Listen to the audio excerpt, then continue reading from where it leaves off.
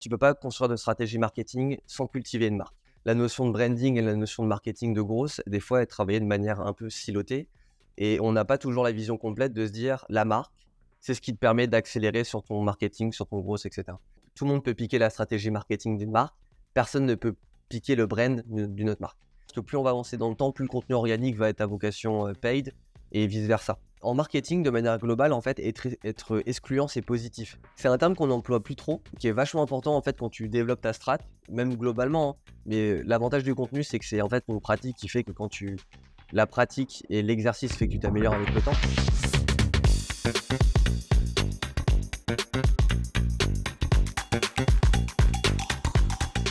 Pour cette nouvelle saison de Content Factory, nous continuons l'exploration du contenu avec un grand C. Et pour ce nouvel épisode, je suis très heureux de recevoir Jolan, expert en marketing. Jolan, merci de me rejoindre sur ce podcast Content Factory qui parle de contenu avec un grand C parce que c'est très large. Je suis content de t'avoir parce qu'on va parler de stratégie marketing, ce qu'on a fait dans les autres épisodes, mais on l'a survolé. Là, on va, je pense, un peu plus plonger dedans. C'était bien placé parce que toi, le marketing, tu es dedans depuis toujours. Tu as travaillé chez Atelier Particulier, tu as lancé une newsletter autour de ta passion des sneakers et maintenant, tu aides plus globalement les marques à justement développer leur stratégie marketing. Je veux bien qu'on commence par ça, par cette activité qui t'occupe aujourd'hui, avant de plonger dans les détails. Allez, go. Déjà, merci beaucoup Maxime pour ton invitation. C'est un plaisir de pouvoir discuter avec toi aujourd'hui. Écoute, aujourd'hui et depuis début 2022, je suis part-time CMO. Donc, j'accompagne principalement des startups et quelques PME sur leurs enjeux marketing. Je parle d'enjeux marketing au sens large parce qu'en fait, j'essaie de travailler avec eux sur des piliers fondamentaux qui tournent autour de 3 grands leviers et qui sont liés en fait à mes passions de toujours. Le premier, c'est la thématique brand, comment cultiver des marques fortes.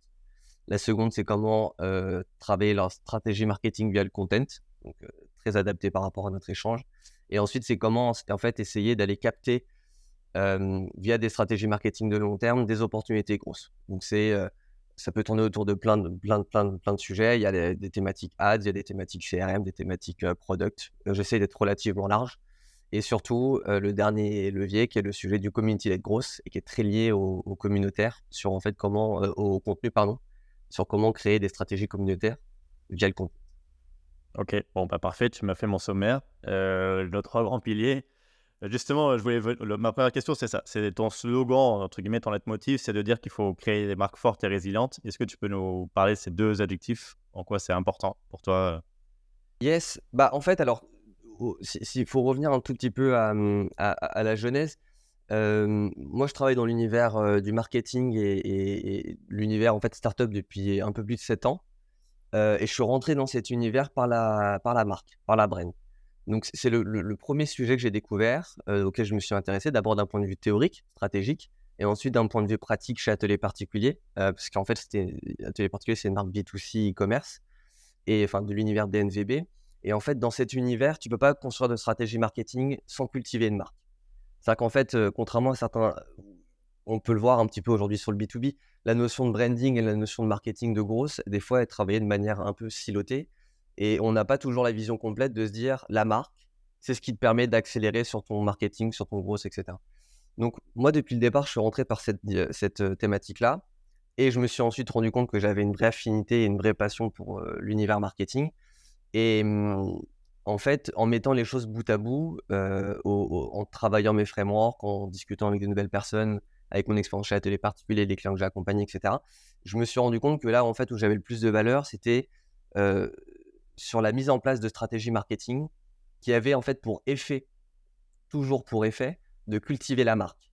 Et en fait, cultiver la marque, ça veut dire lui ajouter des briques, des assets, lui donner en fait un peu plus de force, d'impact, pour qu'ensuite ça puisse, par granularité, en fait, avoir un impact sur le marketing. Et donc, l'art de créer des marques fortes et résilientes, tout le concept repose sur l'idée de développer des stratégies marketing, des stratégies produits, des stratégies de communication qui vont permettre en fait de renforcer votre marque au sens elle est connue, elle est désirable, elle est compréhensible, elle engage les gens et résiliente parce qu'en fait le branding c'est l'un des seuls assets, à mon sens en tout cas, qui est inamovible. C'est-à-dire qu'en fait quand tu construis ta marque à un moment donné, que tu arrives à la cultiver suffisamment longtemps, quand tu rentres dans une période, comme on peut le vivre actuellement, où le marché se rétracte, où il y a moins d'argent, où c'est plus difficile d'aller engager des gens, etc., ce qui reste en fait inamovible, c'est l'asset de ton brand. Ton brand, ce que tu as fait en 2019, en 2022 reste existant. Ça ne veut pas dire qu'il faut rester rester sur ses acquis, mais ça veut dire qu'en fait, tu as un avantage compétitif personne ne peut te voler. Et toi, tout le monde peut piquer la stratégie marketing d'une marque, personne ne peut piquer le brand d'une autre marque. Et c'est vraiment cet aspect-là que j'essaie de développer et qui en fait qui me tient à cœur. Est-ce que tu as senti ce truc-là de dire, OK, on a besoin d'être beaucoup plus authentique, on recherche beaucoup plus de transparence, peu importe le milieu, tout en demandant plus, d'en faire plus. Comment tu arrives à équilibrer tout Ouais, ça? bah en fait, ça c'était un vrai sujet qu'on a abordé et que j'ai dû aborder lorsque j'étais chez Atelier Particulier, où en fait on touche directement en fait sur la consommation. C'est du produit consumer, c'est du vêtement, de la déco, etc. Et donc en fait on a l'objectif de créer plus d'authenticité, de proximité avec les gens, et en même temps il y a des enjeux sociétaux qui peuvent en fait avoir un impact sur ta strat.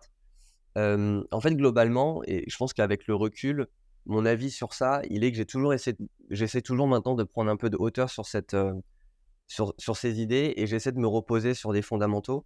Et les fondamentaux sont les suivants. Il y a le produit, donc comment tu arrives à créer des bons produits qui répondent à des besoins, etc. On pourra rentrer dans le sujet un peu si besoin, mais le produit, la notion d'expérience de marque. Donc, quelle expérience tu fais vivre à la personne qui te rejoint. Et ça, ce qui est intéressant, c'est qu'en fait, c'est totalement poreux, c'est du B2B et du B2C. Tout le monde peut faire vivre une expérience de marque particulière à son client. Et ensuite, le dernier point, c'est la partie communautaire. C'est comment tu engages ta communauté. Et en fait, c'est sur ce levier-là que la notion d'expérience est que la notion d'authenticité, en fait, est la plus forte. C'est-à-dire qu'au lieu d'être dans un esprit de comment je fais pour rendre ma marque plus authentique, plus pro, et ben en fait, si tu as un vrai focus communautaire, d'office, tu coches cette case-là. Parce qu'en fait, tu sors de l'aspect j'ai une audience et je parle à une audience en mode push, je balance des choses et l'audience doit recevoir. Tu rentres dans une relation qui est en fait verticale, horizontale, et tu arrives à recréer cette authenticité qui, par effet, va en fait rayonner sur toutes tes autres actions. Et c'est un peu comme ça que j'ai réussi à le régler et que j'essaie de le régler avec les gens avec que j'accompagne. C'est en leur disant, quand vous voulez amener de l'authenticité et de la proximité, concentrez-vous sur votre communauté. Il y a plusieurs leviers de communauté. Et ensuite, ça va avoir un effet positif sur tout le reste. OK. Donc, c'est ta priorité numéro 1, même avant même de penser Enfin, c'est lié avant même de penser au produit, ou alors au moment où tu penses au produit, tu as dans un coin de ta tête de dire comment je vais faire pour que ça soit communautaire. Ouais, c'est ça. En fait, alors, ça dépend vraiment des business, mais je pense que la mécanique ou la réflexion fonctionne dans tous les sens. Pendant longtemps, et si on regarde un peu ce qui s'est passé sur les marchés, tu vois, depuis 10-15 ans, en tout cas avec la vision que j'en ai, mais pendant longtemps, on était très, très product driven. C'est je lance un produit, je le lance, je le distribue. Aujourd'hui, et tu vois, ça marche dans le B2B, mais ça marche aussi dans le B2C avec tu vois, toutes les marques qui sont lancées en crowdfunding, etc. C'est des marques qui ont d'abord essayé d'engager une audience, la transformer en communauté, puis elles ont lancé leur product. Et on le voit aussi dans le B2B, tu vois, je crois que c'est avec les Product Hunt, etc. En fait, c'est une approche qui se dit j'ai une proposition de valeur, j'essaie de construire ma marque, je vais d'abord aller capter une audience que je peux engager et ensuite je vais lui vendre le product. Et ça a un effet bénéfique, c'est qu'en fait, le fait d'aller chercher la communauté en premier permet d'améliorer ton produit, de le vendre plus rapidement, et en fait, ça se nourrit de manière automatique, et c'est ultra sain comme méthodologie. OK. On peut enchaîner sur ça, sur la communauté. Tu t'en as parlé en intro. Comment le contenu vient... Parce que là, on a parlé de comment le produit peut impacter la communauté, comment tu t'en débrouilles. Comment le contenu, tu places le contenu là-dedans, comment tu touches la communauté avec ton contenu, par quoi tu commences, comment tu t'organises, quoi, en gros. Ok. En fait, alors sur ce sujet-là, il y a deux choses à savoir. Si on essaie de généraliser un petit peu, hein, toutes les stratégies communautaires, elles sont 99% des strates, que ce soit en B2B, en B2C, elles sont soit event-driven, soit content-driven. C'est très difficile d'avoir d'autres typologies de communautés, et ça marche. Je ne sais pas si toi, tu es membre de certaines communautés ou si tu es actif dans certaines choses, mais moi qui suis un profil 100% communautaire, c'est-à-dire que je suis depuis des années très actif dans plein de communautés, dans des segments très différents, c'est toujours soit drivé par de l'événementiel, soit drivé par du content, soit un mix des deux. Donc, il peut y avoir des cas particuliers, mais en majorité, c'est ça. En fait, comment tu intègres en fait ton contenu? L'idée, en fait, est la suivante. Une communauté, pour aller l'engager, ce qu'il faut, c'est identifier la proposition de valeur qui leur parle. Généralement, en fait, c'est une sous-proposition de ta proposition de valeur de marque. Par exemple, chez Atelier Particulier, l'objectif, c'était de révéler les savoir-faire au plus grand nombre. Et la proposition de valeur de la communauté, c'était d'offrir un accès au savoir-faire exclusif. Donc, en fait, de leur offrir une expérience qu'ils n'auraient jamais pu vivre parce que personne ne peut aller dans l'atelier d'Hermès. Et donc, nous, en fait, quand on a travaillé cet aspect communautaire, c'est une déclinaison de notre stratégie de proposition de valeur de base. Et le content, en fait, avait pour objectif de servir cet objectif. Et en fait, moi, j'ai développé un framework il y a 4-5 ans qui est totalement tiré, en fait, d'un framework brand. Et c'est un exercice que j'essaye de faire depuis quelques années. C'est que je m'inspire beaucoup de framework branding, mais qui sont trop théoriques, trop stratégiques et très peu applicables dans l'univers startup parce qu'en fait, trop high level et trop focus group, etc. Et ce framework, en fait, c'est le framework Être et Faire. Et il est tout simple. Il s'appuie sur l'idée où une entreprise, via sa proposition de valeur, ses messages, elle exprime un être. C'est je suis quelqu'un et voici ce que je veux être. Et son faire, c'est les actions qui permettent de valider ou pas cette expression. Et en fait, moi, je l'ai décliné sur le content. Et c'est comme ça que je construis mes stratégies contenu aujourd'hui. C'est, si je reprends l'exemple d'Atelier Particulier, c'est valoriser les savoir-faire au plus grand nombre, donc c'est ou à tout le monde, c'est mon être. Et dans le faire, j'ai essayé de trouver les contents, les gros, comment dire, les typologies de contenu qui permettent d'exprimer ça. Et donc pour exprimer ça, c'était quoi? C'était des articles de blog pardon, qui expliquaient l'inside d'un atelier, des vidéos avec des interviews de personnes qui parlaient, de faire des rencontres en live avec des gens qui venaient visiter l'atelier. Et en fait, j'ai listé tous les contents qui me permettaient de nourrir mon être. L'idée, c'est d'aligner les deux et en fait, ensuite, de créer une cohérence entre ce que je dis, ce que je fais, avec pour objectif final de décentraliser et d'avoir des gens ensuite qui deviennent créateurs de contenu à leur tour. Ça, c'est le but ultime. Ok, et donc ça, après, une fois que tu as fait ça, tu as fait a priori le chemin le plus dur, puisque l'exécution du contenu, bon, ben, en fait, peu importe, même si j'exagère, peu importe comment tu vas l'exécuter, du moment que le message est le bon et que tu vas atteindre ce que tu avais défini comme étant le message, je sais pas, le message voulu au début. Ouais, c'est ça.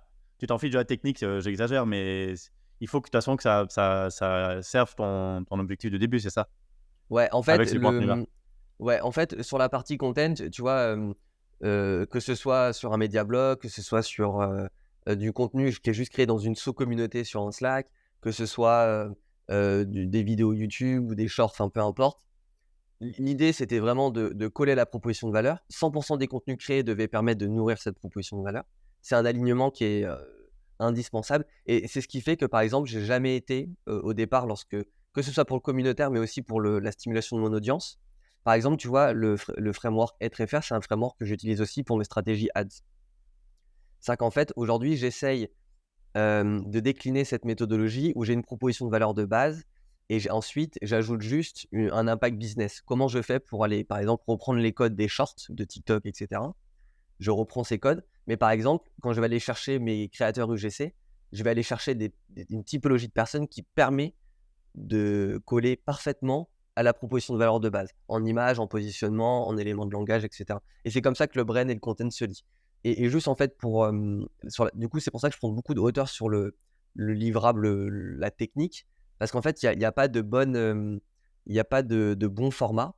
Chez Atelier Particulier, l'un des premiers trucs qu'on a fait, et moi, tu vois, je suis très friand de ça, on est une marque DNVB, donc Digital Native Vertical Brand, mais l'un des premiers axes content qu'on a fait, c'est qu'on a lancé un magazine papier.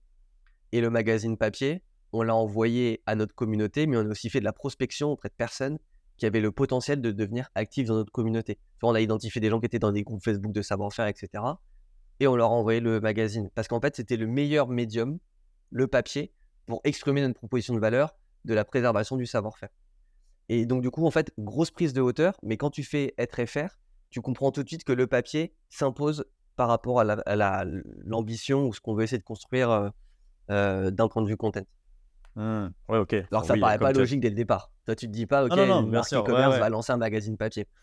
Oui, c'est sûr. Oui, si tu fais le chemin dans l'autre sens, et le mauvais chemin, c'est que tu vas dire, bon, bah ok, comme tu viens de dire, on fait du contenu vertical, on fait du e-com, donc on va faire des contenus qui sont adaptés à ça. Mauvais truc, quoi.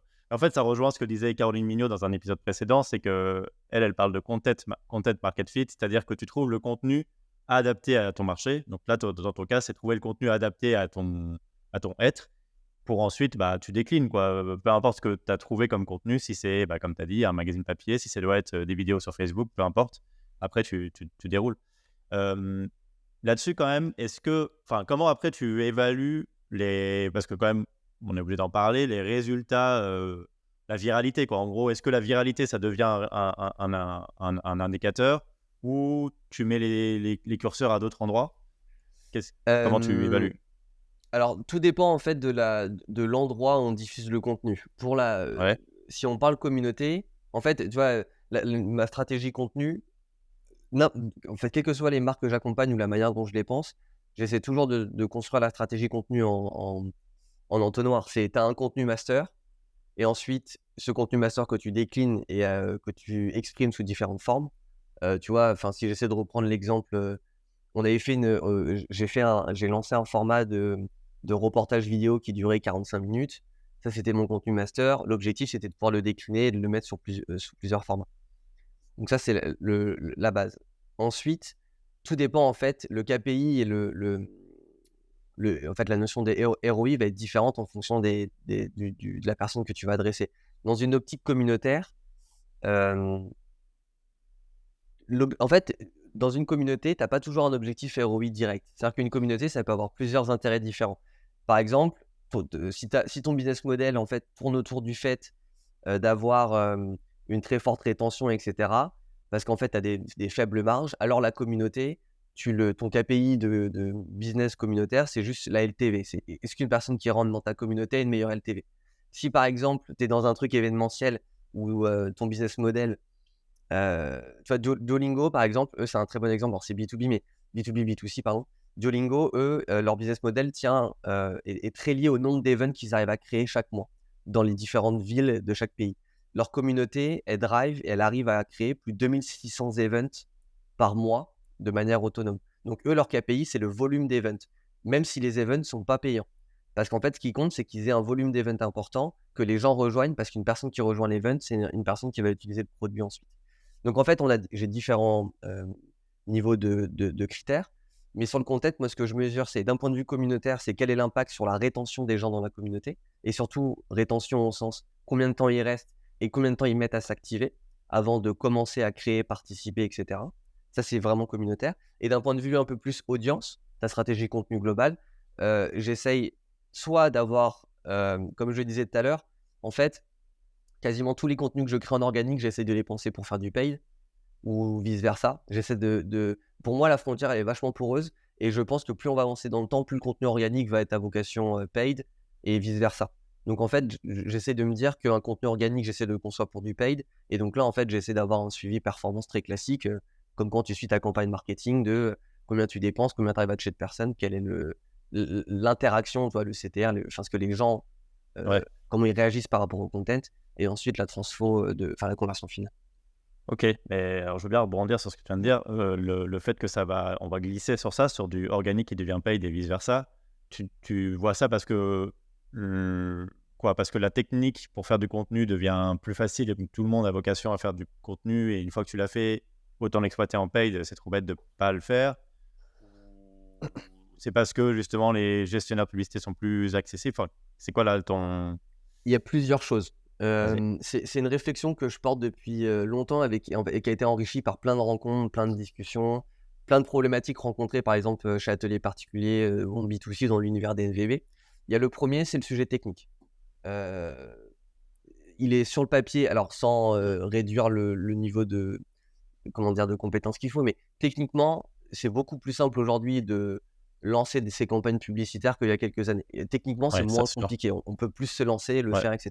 Je dis pas que j'aurai les mêmes perfs qu'un trafic qui fait ça depuis 10 ans, mais sur le papier, je suis capable d'avoir des résultats C'est très possible, quoi. rapidement. Ouais, c'est C'est faisable. possible. Ouais. Ça, c'est le premier biais. Le second biais, c'est en fait, la notion de créateur économie, mais au sens large du terme, c'est qu'en fait, tout le monde crée beaucoup de contenu, se professionnalise de plus en plus. Et Ouais. en fait, cette créateur économie, elle répond au sujet qu'on avait tout à l'heure, c'est le sujet d'authenticité. En fait, les Eh oui. gens essayent d'open un peu plus leur life, d'ouvrir, de parler de plus de choses. Et en fait, en faisant ça, ça crée pendant très longtemps, il y avait une grosse frontière entre les contenus orientés perf et les contenus organiques. Tu vois, tu avais Ah des ouais. contenus SEO, on essayait de faire l'article le plus. Pendant longtemps, moi, j'ai créé des contenus SEO qui étaient 100% orientés SEO, mais avec aucun call to action, il n'y avait rien de commercial dedans parce que je OK. voulais que ce soit le contenu master. Ouais. Aujourd'hui, en fait, tu peux te permettre de faire un mix entre les deux. C'est totalement fine. En fait, tu as tes call to action, tu peux rediriger les gens, tu crées un autre guide, enfin peu importe. Et parce qu'en fait, ce que les gens recherchent, et c'est la consommation en fait du contenu est de plus en plus comme ça. Et je pense que même à titre perso, tu vois, on consomme de plus en plus de contenu business, et en fait, on n'est pas dérangé d'avoir des offres commerciales à gauche, à droite, etc. Et donc, je trouve que la frontière se brise petit à petit, et Meta est un bon juge de paix. C'est que les meilleurs contenus, tu vois, qui fonctionnent aujourd'hui, les UGC et compagnie, c'est des déclinaisons de ce qui se passe sur TikTok. C'est à la base du contenu organique. Mmh. Et Oui, c'est vrai. c'est ce qui a les meilleurs perfs. Et plus le temps passe, il y avait des micros indicateurs en 2017, un peu plus en 2018, et plus le temps passe, plus on se dirige vers ça. Le sponsoring OK. en B2B qui explose, c'est une preuve aussi qu'on va de plus en plus sur ça. Ouais. Après, on est bien placé pour le savoir. Nous, étant un SaaS qui propose la facilité de la création de contenu, forcément, on est dans cette zone de, comme tu as dit au début, bah, la création de contenu est plus facile à faire parce qu'il y a des outils qui le permettent comme nous. Et là-dessus, je voulais revenir aussi sur une chose, c'est au niveau de ta communauté, tu l'as dit, l'importance, bah, c'est d'avoir des objectifs, de savoir le contenu, pourquoi tu l'as créé pour la communauté, que la communauté, quelle que soit l'activité, quel que soit ce que le KPI que tu as choisi, elle soit réactive. Comment tu gères ensuite les retours de cette communauté si, bah, je reprends ton framework qui dit, bah, en gros, on doit activer la communauté sur tel type d'objectif, mais que tu sens que le retour de la communauté, c'est, bah, en fait, non, on voudrait, j'en sais rien, je dis n'importe quoi, plus de vidéos en noir et blanc. Comment tu gères l'ambivalence de les retours de la communauté ne sont pas ceux que j'avais imaginés dans mon truc de base? Ouais, c'est une super question, c'est un vrai sujet, et en fait, ça fonctionne à la fois en communautaire et juste dans la stimulation de ton audience sur sa stratégie contenu, en fait. Il y a toujours un décalage, à mon sens, entre ce que tu imagines dans ta strat, ce que tu arrives à déployer et la manière dont c'est capté par ton audience. Hem, Si on se reconcentre juste sur la partie communautaire, en fait, il faut avoir de l'agilité. C'est-à-dire qu'en fait, tu es obligé de capter hem, le les retours, les feedbacks des gens que tu embarques, mais c'est aussi un signal, pardon, à mon sens, qu'il faut pas sous-estimer. Et si, en fait, toi, tu es persuadé que le contenu que tu produis répond à ta proposition de valeur, après que tu aies fait des modifications, tu vois, peut-être sur le format, des choses comme ça, mais qu'il y a toujours, en fait, des signaux négatifs, ça sous-entend qu'il faut être un peu plus excluant dans les gens que tu vas cibler et ne pas accepter tout le monde. Et ça marche aussi par exemple, tu vois, moi, j'ai fait beaucoup de newsletters chez Atelier Particulier, et pour les clients que j'accompagne, je suis très friand d'emailing et très friand de newsletters, et je suis ultra focus sur la sursegmentation. C'est-à-dire que à tous mes clients, j'hésite pas à leur dire: «OK, vous avez un produit, votre produit, il concerne 2 audiences, et au sein de vos 2 audiences, vous avez 2 ICP. Et ben, en fait, segmentez votre contenu. Faites-le par niveau de priorité en fonction des ressources humaines que vous avez, des ressources financières. Adressez le premier s'il le faut, mais arrêtez d'envoyer un contenu qui est pas adapté à l'audience que vous visez. Et parce qu'en fait, ce qu'il faut aller rechercher dans le content, c'est l'ultra engagement. Moi, à mon sens, le juge de paix, c'est que dans le content, la médiocrité n'a pas sa place. Il faut être ultra exigeant, et l'ultra exigeant, c'est un engagement énorme, tu vois, des taux d'ouverture hyper importants, des taux de clics hyper importants, des retours sur tes emails. Ça marche aussi sur tes pubs, des CTR ultra importants. Sur tes blogs, il faut qu'il y ait du trafic. Et, et il faut être. Enfin, en tout cas, moi, j'essaye de sursegmenter. Et d'un point de vue communautaire, par exemple, c'est un exercice que j'ai dû réaliser chez Atelier Particulier. On a fait rentrer des gens qui, au départ, correspondaient au persona slash ICP. Super. On a commencé à faire des choses. On s'est rendu compte qu'en fait, eux, ils avaient une attente différente qui était plus orientée produit, un peu moins savoir-faire. Ce qui est un détail, mais ce qui en fait est important. Donc, il y avait une insatisfaction au sens où ils réagissaient peu sur le content. Ça crée une dynamique un peu différente. C'est-à-dire que les gens, quand voulaient en fait interagir, créer des choses. Eux, ils étaient un peu en mode on casse la dynamique, ce qui est terrible en fait. Le mouvement, c'est ce qui compte dans une communauté.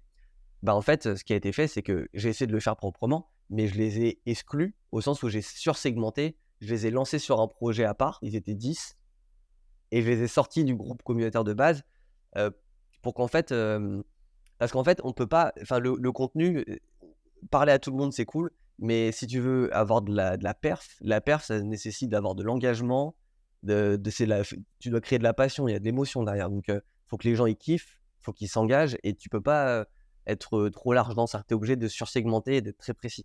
Et donc, toi, une newsletter, tu as 10 000 personnes. Si tu dois créer un segment pour 500 personnes, mais être sûr d'avoir 70% d'ouverture, 30% de clics, 30% est peut-être un peu exagéré, mais tu vois, 15-20%.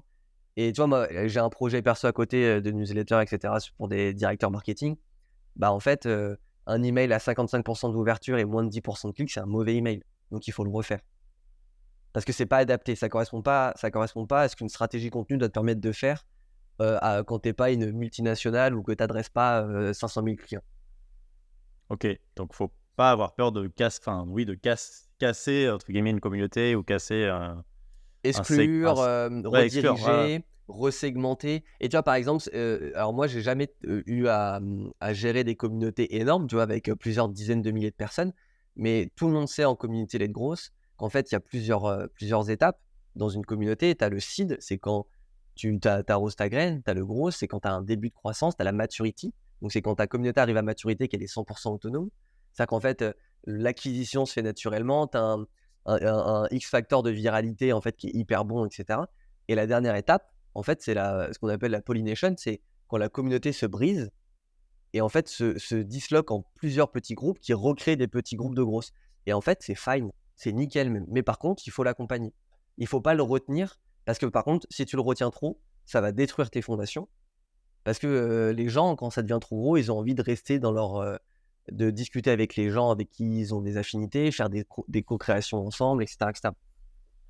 Ouais, je vois. Et là-dedans, justement, là, on entend, enfin, dans le choix de la communauté ou la plateforme, est-ce que ça rejoint la même chose que le contenu? C'est-à-dire, peu importe où est-ce que tu vas faire rejoindre les gens, que ce soit une newsletter, un blog, un channel Discord, peu importe.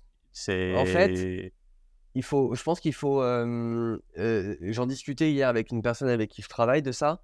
Et on va le remettre dans un contexte où tu es par rapport aux clients que j'accompagne, tu vois, start-up, avant la série A ou des PME qui ont déjà une croissance, une traction, toi, ça bouge bien, etc., mais qui sont pas, qui n'ont pas 1 milliard de personnes en content management, etc. Ce qu'il faut prioriser, à mon sens, c'est choisir un canal dans lequel tu peux être fort. Parce qu'en fait, le contenu, et je pense que n'importe quelle personne, toi, qui est passée dans votre podcast, ils vous l'ont dit, ça demande quand même de la consistance. Tu peux pas faire un jour une série, tu lances quelque chose et tu te dis, ok, ça demande de la consistance. Donc, et pour avoir de la consistance, il faut avoir de la motivation. Et pour avoir de la motivation, en fait, il faut prendre un peu de plaisir, mais surtout, en fait, se sentir fort et à l'aise sur le canal. Donc, le premier filtre, à mon sens, c'est d'aller sur un canal sur lequel tu te sens fort, en ayant au préalable essayé de vérifier que il y avait une affinité avec ton business, etc. Enfin, te lance pas dans un truc. Mais bon, imaginons que ça, on part du principe que c'est OK. Le premier levier, c'est trouver un canal dans lequel tu es fort et produire un top content. Et en fait, avoir une relation très verticale. Si tu produis le top content, tu vas chercher ton audience. Une fois que tu es arrivé à faire ça, tu peux commencer à intégrer la seconde step, qui est en fait d'ajouter de l'horizontalité. Et là, tu dois changer de canal, ou en tout cas en rajouter un nouveau. C'est une nouvelle couche que tu ajoutes. Tu réunis un sous-segment des gens que tu as réussi à réunir. Et là, toi, il y a plein d'options. WhatsApp, Slack, Instagram vient de lancer un truc communautaire où, en fait, qui s'inspire de Discord. Ça, moi, je connais beaucoup de marques B2C qui commencent à faire ça. Elles veulent lancer des micro-projets. Elles n'ont pas besoin de 15 000 personnes. Elles ont besoin de 1000 clients. Elles mettent les 1000 personnes dedans, elles les embarquent dans le projet. Et à la fin, c'est des taux de conversion de 50-60%. Parce que les gens ont suivi le projet, tout le monde achète. Et donc, en fait, c'est en second step. Donc, le premier, je dirais, c'est choisir un levier sur lequel tu te sens fort et dans lequel tu as la capacité de produire, d'innover, de faire des choses de qualité. Et dès que tu as un certain volume d'audience, moi, j'ai la règle des 10%. C'est en fait, je calcule ma seconde step en fonction du volume de personnes minimales dont j'ai besoin. Dans un truc communautaire, on a une règle, c'est 90% des personnes sont inactives, 9% vont réagir, 1% produit. Ok. Si tu pars de ce principe-là, bah, tu vois, moi, par exemple, chez Atelier Particulier, le deal, c'était qu'il fallait au moins 100 personnes au départ dans la communauté pour que j'ai un volume d'engagement nécessaire. Donc, il fallait que j'ai au moins 10 000 personnes engagées autour de moi pour pouvoir récupérer 10%, parce qu'en fait, tout le monde n'a pas vocation à rentrer dans une communauté. Ouais, bien sûr. Tout le monde n'en a pas envie et c'est fine également. Donc, c'est au moins 10 000 personnes engagées pour aller chercher le top 10% pour pouvoir lancer ton mouvement. Mmh. Ok, enfin, c'est une bonne stat. Bonne stat. Et toi, après, alors on va sortir un tout petit peu de la stratégie marque. Toi, en Ouais. perso, comment tu te sers de tout ça pour créer ton propre contenu? Est-ce que tu le fais plus qu'avant? Est-ce que tu sens le besoin? Qu'est-ce que tu as choisi comme canal a priori? Enfin, je sais, mais est-ce que tu peux... Ouais. Comment tu te sers de tout ça pour dire, bon, moi j'existe en perso? Ouais, bah en fait, alors quand je me suis mis à mon compte début 2022, le premier truc que j'ai fait, c'est de me lancer sur LinkedIn. J'étais pas très actif avant et je me suis lancé directement sur LinkedIn.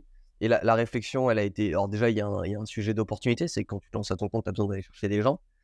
Moi, j'ai eu la chance, quand je me suis lancé, en fait, d'avoir déjà un volume de clients par rapport à mon réseau, donc j'étais pas dans la précipitation. Par contre, j'avais un défaut de personal branding. Et notamment, en fait, un défaut au sens où j'avais besoin de construire une légitimité et de construire une marque cohérente avec l'accompagnement que je voulais faire.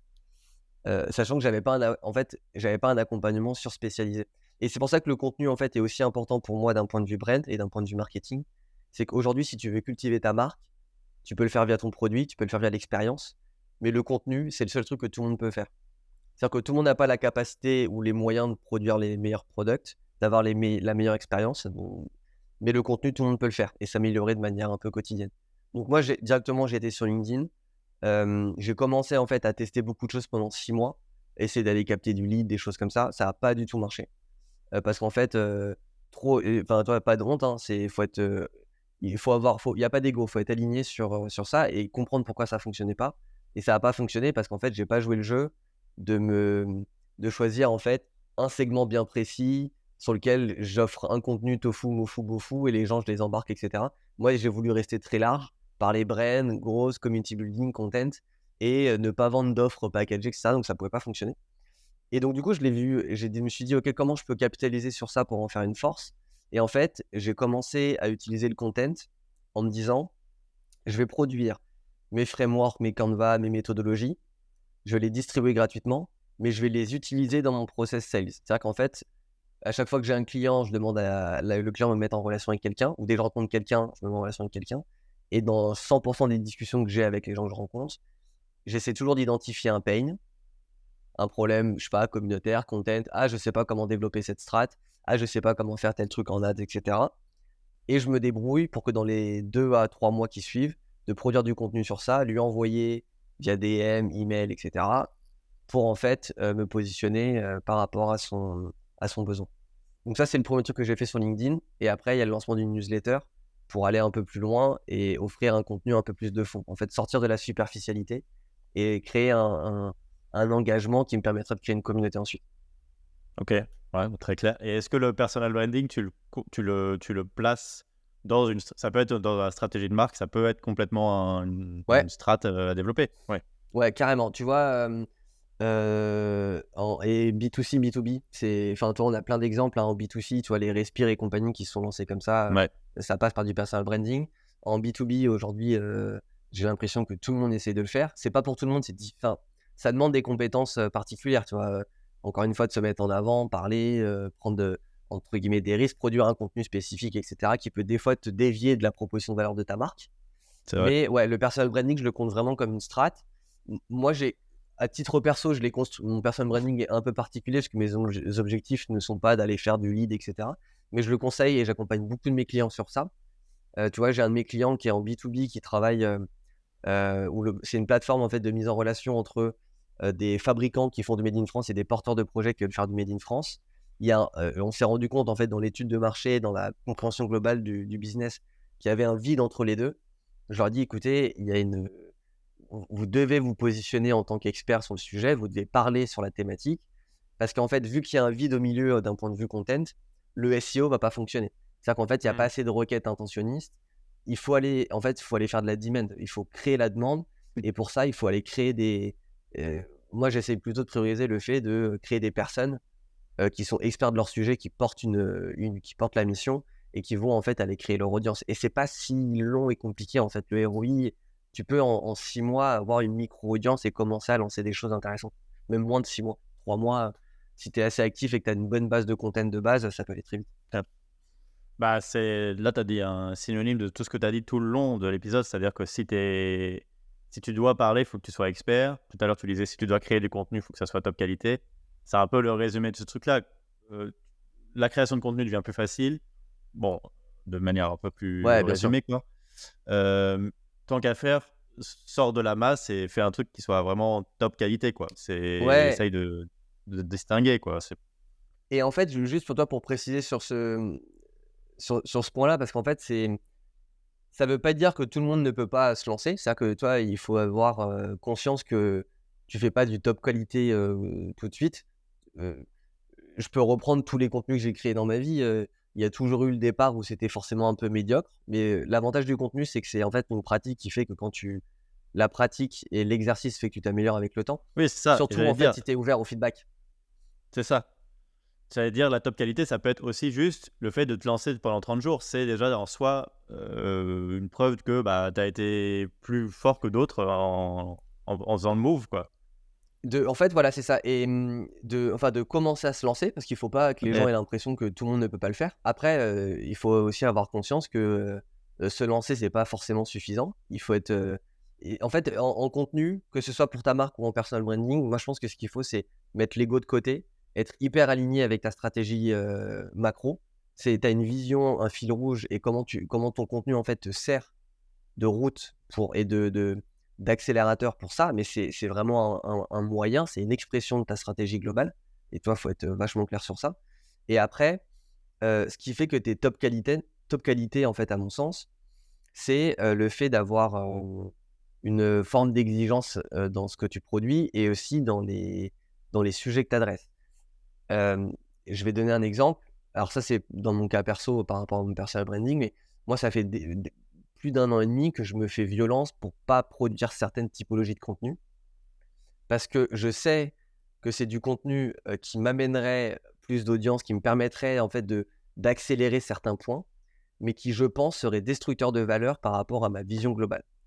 Tu vois, il y a si on prend l'exemple de LinkedIn, et je pense que n'importe qui peut comprendre, enfin peut l'avoir en tête, j'ai jamais voulu aller, mais ça peut être aussi un tort hein, sur certains points, mais du coup, je me suis toujours fait violence pour pas produire du contenu qui soit trop personnel, etc., ou trop tofu. Je suis toujours assez bas dans mon funnel. Je sais que ça engage moins l'audience et c'est plus dur d'aller chercher de l'audience. Par contre, à côté, le fait d'avoir cette exigence sur mon content fait que j'ai un taux de transformation avec mes clients qui est de 100%. Où les gens qui sont vraiment alignés, qui apprécient vraiment mon contenu, sont ultra engagés. Et c'est ce qui fait qu'aujourd'hui, je peux lancer une newsletter avec une communauté et que je me dis, OK, je me sens capable dans 6 mois d'avoir 600-700 personnes ultra engagées. Et en fait, c'est cette exigence que tu as avec toi-même et qui donne en fait du sens à parce qu'en fait, un contenu de top qualité, ça veut tout rien dire. Top qualité, ça veut dire meilleur que le concurrent, mais ça veut aussi dire le meilleur contenu possible par rapport à la vision que tu portes.